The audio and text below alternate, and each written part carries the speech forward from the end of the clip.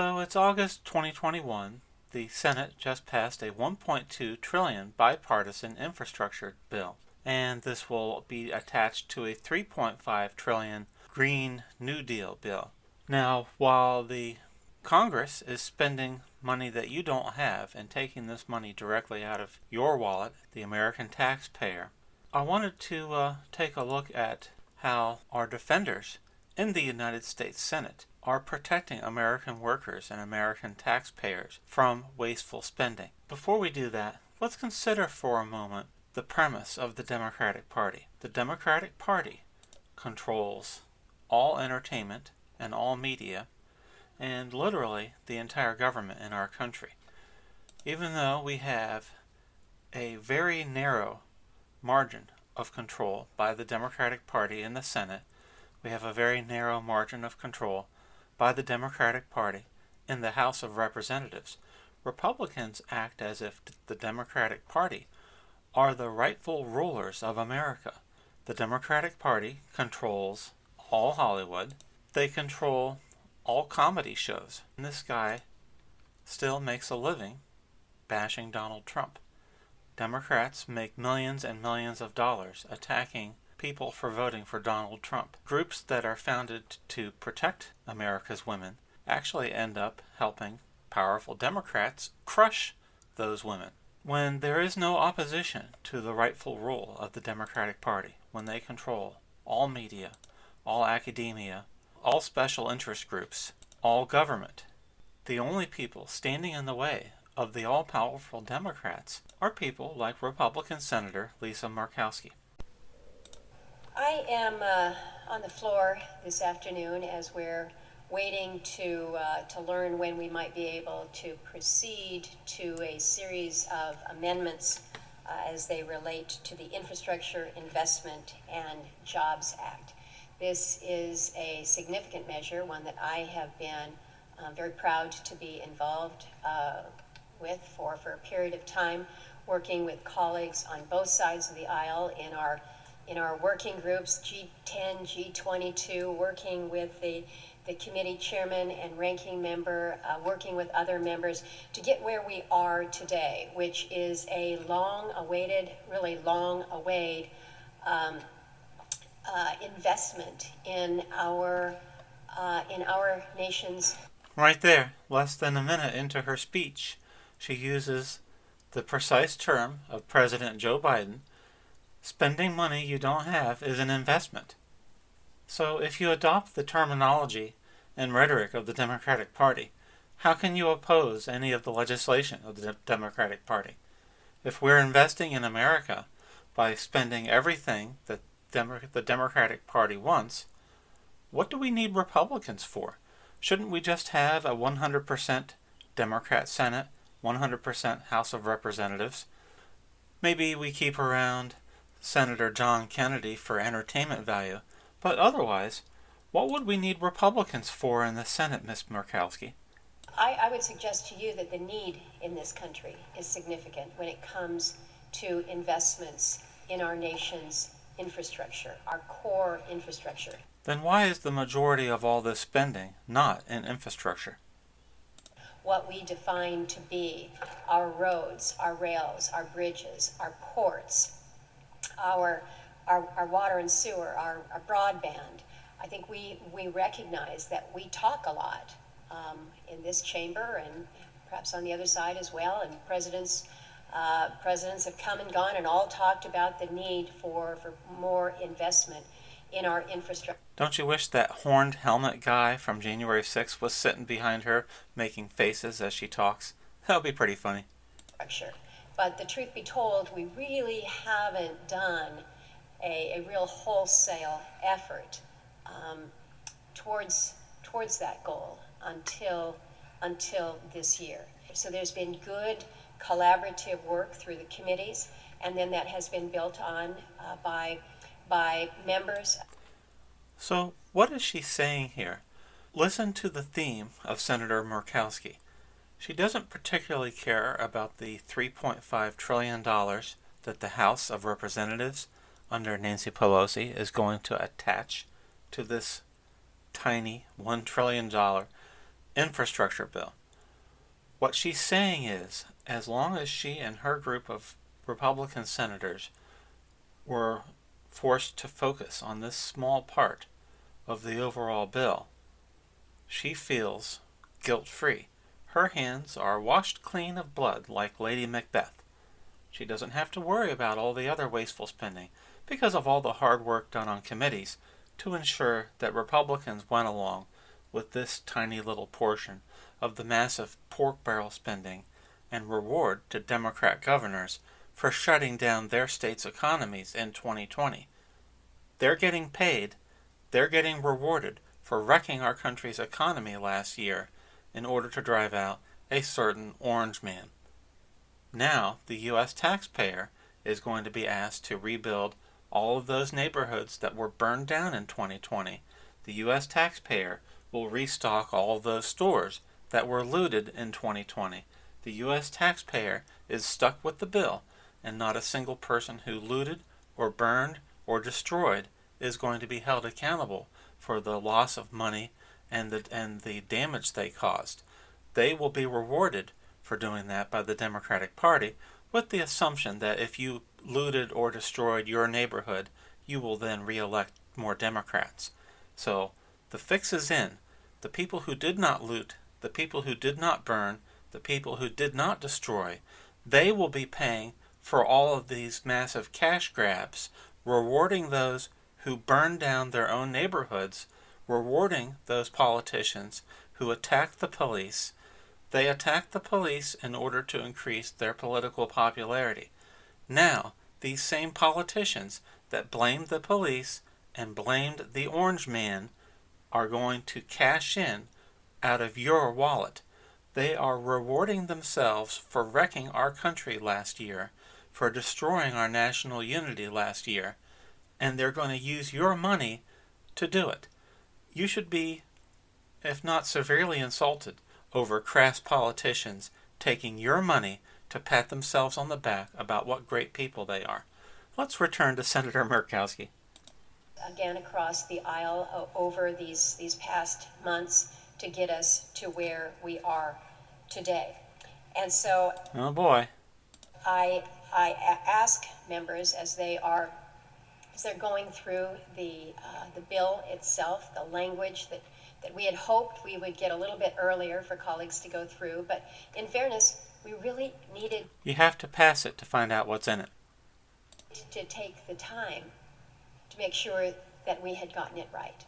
It really does matter. And getting it right means kickbacks and payoffs for Democrat special interest groups, Democrat donors, Democrat politicians. The fix is in. And so it did cause some delay that we wish we could have avoided, but we are where we are. And it's Monday afternoon. And well, it's really not hard to get Republicans to bend over backwards to please their Democrat masters, is it? Republican Party in 2021 works for the Democratic Party. You just have to put a little bit of pressure on senators like Lisa Murkowski. Now remember, Lisa Murkowski and her fellow senators that signed on with this massive infrastructure bill, these are the same Republicans that, when they were told Donald Trump might be a Russian agent, they said, well, we'll have to hold off judgment on that. When they were told Trump might be a Ukraine agent doing Russian collusion and Ukraine collusion, these Republican senators, instead of defending their president, they said, well, we'll have to reserve judgment on that. Maybe Trump was a Russian colluder or Ukraine colluder. We'll wait to see how the chips fall when the facts come in. Now imagine if the roles were reversed and the opposing party accused President Barack Obama of being a Russian colluder, Chinese colluder, Ukraine colluder, which he pretty much was. But the moment that accusation would have been made, every news agency would have had fact-checkers attacking the premise, and more importantly, every Democrat politician in Washington would have rushed to the defense of President Barack Obama and defended him. Why? Not because they believed in Barack Obama, but because Barack Obama was a Democrat and the entire Democratic Party would mobilize like a giant, well-oiled machine to defend their president, their commander-in-chief, their party's representative. The Republican Party prided itself on not doing that for all of 4 years of President Donald Trump. And senators like this, their starting premise was they refused to believe anything Donald Trump said, but they will believe everything told to them by the Democratic Party. It's almost as if the fact that the Democratic Party has a slim majority in the House and Senate means that Republicans will automatically do what the majority wants. But it goes deeper than that. If the Democratic Party was out of power in the Senate or the House, we would still have dozens of Republican senators and representatives who would still behave as if the Democrats were their rightful masters and their rightful rulers, and that these Republicans, even when they are running the country, they act like they're the outsider party. They act like they're not in charge, and they go meekly up to the Democrats and say, "Would you please let us issue our own rules, our own procedures, and our own bills? Pretty please, with sugar on top?" And that's how the Republican Party acts. Genteel, full of decorum and propriety. But when the Democrats are in charge, they go for the throat. Democrats are ruthless cutthroats politically, and they will use every advantage they have to get their way legislatively, inside and outside of the Senate and House rules. And people like Senator Murkowski, I was about to use a bad word, people like Senator Murkowski simply go along with this because they don't want to rock the boat. Because getting along with Democrats and doing what Democrats want is more important than causing harsh feelings by disagreement. Why would anyone want to ever disagree with the Democratic Party? I mean, can you imagine any Republican GOP voter voting people like this into office on the premise that they might oppose the rightful power of the Democrats? Heaven forbid. And what I'm hearing from colleagues is that they want an opportunity to engage in this process. Many in this body have not been part of the working groups. Perhaps they weren't part of the committees that had advanced some of these pieces of legislation. She acts surprised. Democrats control everything when they have a slim, narrow majority. And she's like, gee, what a random coincidence, completely unknown and inexplicable as to why when Democrats run things, they rule with an iron fist and don't give any leeway and don't give an inch on anything. She acts honestly surprised by this. This is about as harsh as criticism as you'll see from a typical Republican senator in 2021. This is not about messaging. This is about delivering results for the American people. This is about creating jobs as we build out legacy infrastructure that is needed around the country. But any economist will tell you that when the federal government spends money, it takes money out of the private sector. It takes money away from paychecks. It takes money away from private sector companies being able to hire new employees. And it takes money away from companies across the board who might have had those funds for research and development and making new inventions, and instead the government has claimed that money in the form of higher taxes. So when she speaks of investment, she's using words that have no application with a federal bureaucracy. The federal bureaucracy exists solely to feed itself, and if any tiny bit of the money spent by the federal bureaucrats gets back to taxpayers, we're expected to accept that like a big pat on the head. As we attend to the many damaged bridges that we see around the country that really do present a threat to They're not going to spend $5 trillion on bridges. That's the gimmick in order to spend money on the other stuff. Public safety. Let's get on them. We know our highways in so many areas are in serious disrepair, and in certain areas we need to be doing more to help build out that highway infrastructure to ease the congestion, to allow for greater efficiency, to allow us as Americans to do more of the things that we want to do, whether it's spend more time with your family, be more productive. We'll be spending more time with our family if our government spends all of our money and people have fewer jobs and fewer ways to spend their own money. That's precisely true, Senator Murkowski. We also allow for things like replacements of culverts. For the community, actually the community that I was born in Ketchikan, just met with the community leaders and they had shared with me some of these culvert replacement projects are as key and critical to them as anything else that they've got going on.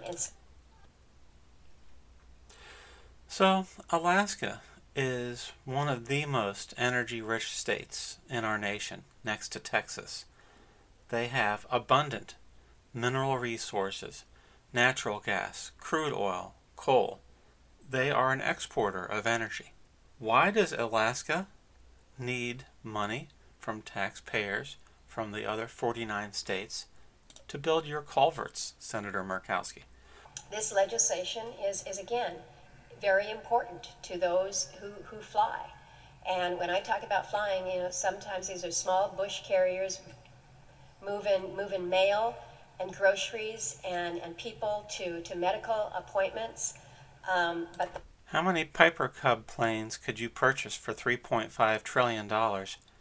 Obviously, that's not what that money is being spent on. Wherever you may be throughout the state, all sizes are not the same here. Governor Andrew Cuomo's accusers, they know that. And for those of us that are coastal states, Senator from Delaware has a coastline, has ferries. People move around by ferries. We rely on our... You notice the President of the United States is from Delaware, so I'm pretty sure Delaware is going to get better ferry funding than Alaska, Senator Murkowski. Just a hint. Our Alaska Marine Highway System. There's some 35 different communities that is their connector. That's how the kids move the high school basketball team. That's how the church groups move. That's how you pick up the groceries at Costco in Juneau and you put them on the ferry to go over to Angoon. It's how people shop. It's their road. It's an Alaska. And when the government confiscates all of your earnings, America will be simply a consumer-driven economy where we all shop at Costco and none of us can afford a higher lifestyle because government has soaked up the extra income that we would have had, but it was spent by compassionate senators and compassionate representatives. Anything that Washington, D.C. is compassionate about is money lifted from your wallet. As we provide support for those technologies that will allow us to move people more efficiently and more cleanly, there's a lot of emphasis from this administration, particularly with focus on EVs. Well, in this measure, we not only have provisions as they relate to clean school buses, but also to alternative fuel ferries, recognizing that we have some opportunities, whether it's an EV ferry that might run from Haines to Skagway or an alternative fuel. We want to be thinking forward into the future. So think for a moment what she's advocating. She represents a state that has cheap energy, and she's going to go to a type of ferry system that requires a separate form of alternative energy, which will cost more money. So she's going to pass that cost along to Alaskan taxpayers and Alaskan companies. The Alaskan companies will not pay that difference. They will then pass that cost along in terms of services and products which American consumers then purchase.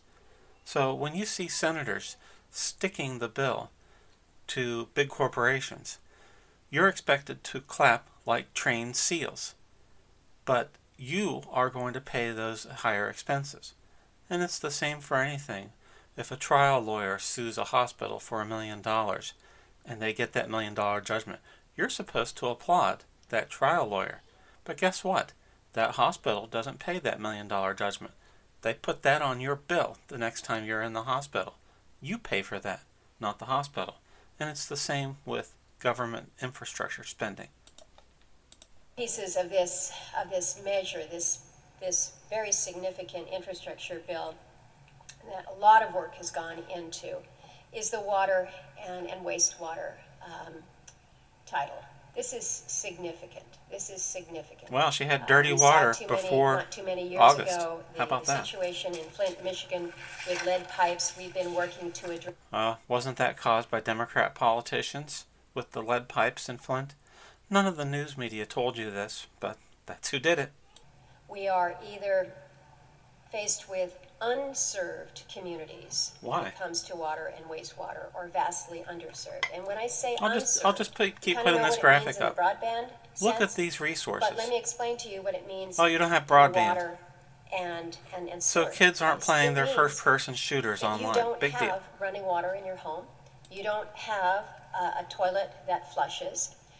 You have a community well where people go and they fill up Wow, their even jar after all jugs the and money you invested in haul it Alaska with back. all these resources. It means that for Life sanitation, is just an Eskimo for pie. using the bathroom is effectively a Home Depot bucket with if you're fancy, you've got a toilet seat on it. But it's the responsibility of somebody in How many toilet seats could 3.5 trillion pay for?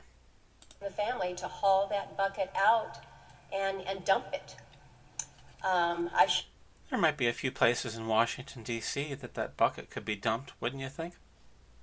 Shared pictures on the floor here of what that really means in a community to have no water. Harbor construction is going to be so key to these small little communities for whom, if they didn't have this, they've got nothing.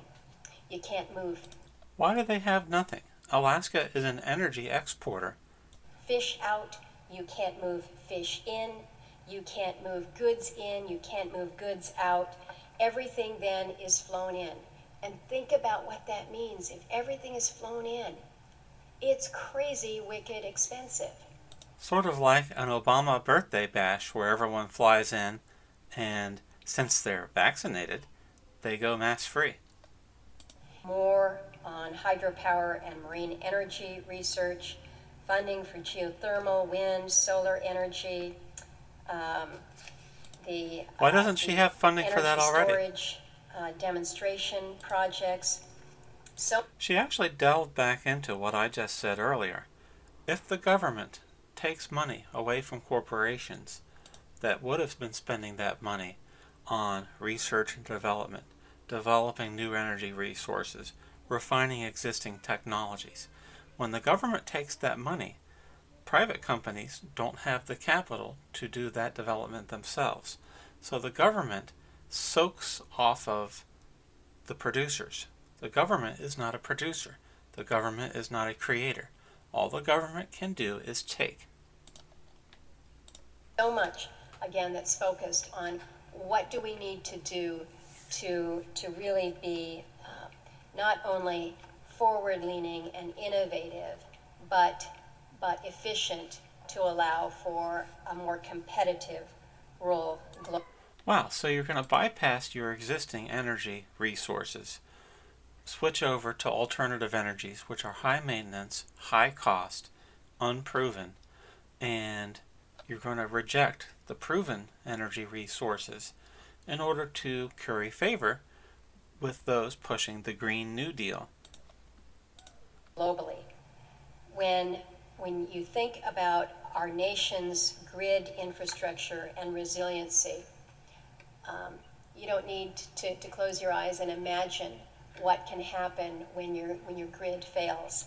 Isn't it strange that President Biden was not personally blamed for the hackings on America's energy infrastructure grid? I seem to recall the previous president being blamed every time any kind of hacking happened. Must be nice to be blame-free when you're the president in 2021. There's much good in this bill. There's not everything that I would have wanted, most certainly. There's a lot of things in it that, in fairness, I wish weren't in it. There's some pieces that I look at and I say, way over the top. So, this is our Republican Party of 2021. They won't fight for what the voters of America put them into office and sent them to Washington to do. As long as she gets her electric ferry in Anchorage, Alaska, as long as she gets that token payoff from the ruling Democratic Party, she'll sign anything. She'll vote for anything that the Democrats push.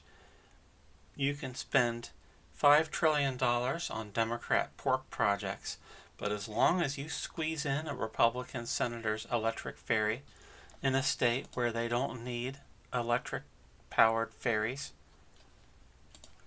the Republican will cave at the drop of a hat.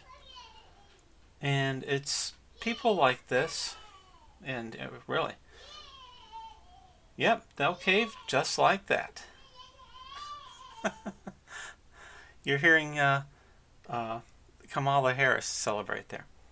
Republicans will just cave and give all the cash that Democrats want and more. Because in Washington, D.C., but I have to acknowledge, no Republican wants to be accused of being an insurrectionist. I come from a state where infrastructure is just a little bit different. We don't have a big public transit system. So I look at the Why not? Look at all this. transit dollars, and my immediate jump is, well, way too much. Don't need this. But I recognize that in a collaborative process, You can picture every single Democrat senator looking at each other, winking, smiling. Maybe they duck into a back chamber and laugh their asses off. As long as they give her some little crumbs from the table, she's like a dog at the Thanksgiving dinner table, wagging her tail, sticking her tongue out, waiting for that crumb to drop from the master's feast. Her masters are Senator Chuck Schumer and Speaker Nancy Pelosi. And you have to wonder, why is it so urgent for these Republican senators to go along with the Democrat spending? Isn't there an election in 1 year? Isn't there another election in 2024? What is the pressing need here to pay off Democrat governors, Democrat senators, and reward them for tanking our country's economy and wrecking our national unity last year in the year of the virus? Why reward bad behavior? That's what Senator Murkowski is arguing for here. in a negotiated process, you've got to hear the views back and forth of all of your colleagues. And you take some things and you leave some things behind in a give and You're a racist if you oppose the Democrat agenda. take process. And so just as my colleagues have listened to me convey the urgency of need for more support for the tribal programs when it comes to infrastructure, whether it's on water and sanitation or broadband, they heard the urgency there. Whether it was recognizing Yeah, there's an urgency there when the voters throw them all out of office. that not all infrastructure projects are big in terms of their size, That's true because most of these bills have nothing to do with infrastructure. but they're big for that small community to know that the fishing community of Craig is going to be able to build out that little harbor there. Why isn't the fishing community of Craig getting enough from all of this? Why does the fishing community of Craig need money from the taxpayers of Pennsylvania or Ohio or Texas or Florida or Delaware? Why is it that the rest of us have to pay for that? And they have had an open mind and a view towards Their view is your price is cheap and you can be bought at a very low price. not only recognizing how unique Alaska is, but recognizing the unique needs of rural America. So we have a compromise. The unique needs of rural America went out with the 2020 presidential election, lady. I would suggest that the sooner we start moving with these amendments, the better it will be for us in this process here, but also for the American public. And with that, Mr. President, I yield the floor. Wow. So, don't you feel good as a Republican voter to hear that? That Republicans in Congress work for the Democratic Party. They can't wait to jump at any chance to do what the Democratic Party tells them to do. Now, you may notice a contrast here. Whether Democrats are in power or out of power, Democrats act like they are in charge, and they never concede any ground. They never reach out for the compromise. The Democrats never have to reach across the aisle and compromise on anything they want. The Democratic Party has a united front, and they have sharp discipline compared to the Republican Party. The Democratic Party knows that as long as they call all Republicans racist and bigots, the Republican senators will start knocking their knees together out of terror. Oh, please don't call me those nasty Trump labels. I'll vote for whatever the Democratic Party wants. And that's when the Democratic Party knows they control everything. Why does the Democratic Party control everything in America? Because we don't have any party standing in their way. We have no opposition standing up for American taxpayers. And while all this is going on, our competitors on the global stage, Russia, China, the European Union, they are all smiles because they see America being converted into a consumer-driven economy where we simply purchase things online, sit at home all night watching streaming online services. We don't produce anything, we don't grow anything. All we do is to turn into vegetables, and our global competitors are going to eat us alive. And there are politicians in Washington who are okay with that. America on the decline is not a natural, inevitable outcome for a once great superpower. America will only decline and be diminished in the world's standing if we have politicians who artificially and deliberately drive us down that steep decline. Thank you.